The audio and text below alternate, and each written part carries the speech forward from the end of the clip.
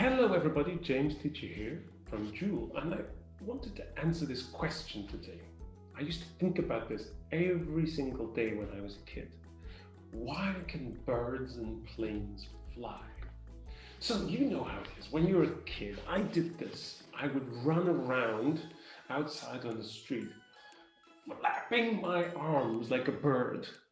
And I used to wonder, why can I not fly? I'm doing what the birds do. I would try to keep my hands together and I would try to make massive waves with my wings. It just never worked. So let's think about birds. Now, all around you right now are molecules of air. All the way around you. And you can't see them, but they're everywhere. If you put your hands together like this and go whoosh, you can feel the air touching your hand. Those are the air molecules all around us, the tiny, tiny things. And remember, we're made of molecules too. When you see a bird taking off, watch how it really flaps its wings. It has to generate a lot of power to beat gravity, which is trying to pull it down and to get up into the air. So the wings are usually much larger than the bodies. They flap them very rapidly to generate power, to push them up. And then their wings can start to ride on top of the air molecules. Now, as a bird flies through the air, its wings do something very, very, very special. They ride like a surfboard on the water. They ride over the air. The air cannot get through here.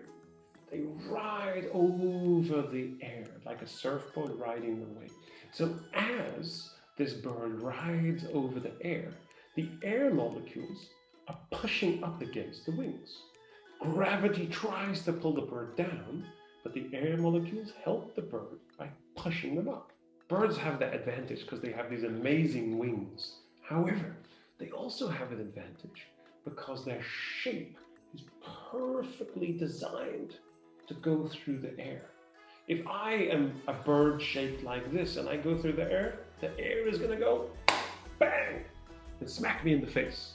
But if I'm shaped like this, the air is going to come here and bounce over the top of me. So when you see a bird, notice its beak, and everything is designed for the air to pass over the top of it. Now also, a bird is very light. Its wings are very wide, but its body is very, very light. That means gravity isn't pulling down a very, very heavy animal or object. So now we have a plane. Now a plane uses the same idea.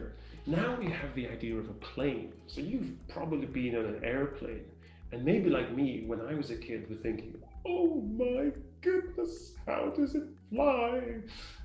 It flies just like a bird, because it rides on top of the air molecules. That's why it has these gigantic wide wings. And it has a very, very, very peculiar shape, just like a bird. So it can cut through the air, and the air goes under the wings to help push up the aeroplane, and over the top so it doesn't slow it down. Now, the only difference for planes and birds is that birds are very, very light, but a plane is very, very heavy. It's a really heavy object.